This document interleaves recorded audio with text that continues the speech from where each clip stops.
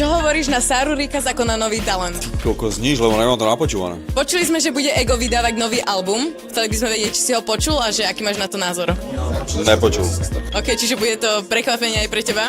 Ako nejak to neprežívam už, vieš, lebo už tej hudby je strašne veľa, aj my sme toho strašne veľa porobili a už keď dneska niekto mi povie, že robí nový album, tak už to pre mňa nie je také, jak, vieš, pred 10 rokmi alebo tak. Práve hrá Nintendo, máš od neho nejakú obľúbenú pesničku? Ty kokos. Nepoznám jeho pesničky, fakt. Okay. Však on má koľko rokov? Tam je to logické, že to už naše svety sa nestretávajú.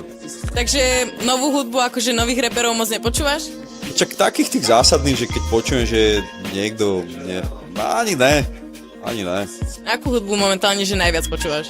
No všetko, len ne rap, vieš. Urobil si po novom label, vedel by si nám povedať nejaké tvoje nové plány? Dať priestor novým talentom, to je plán a je to také skôr spontánne.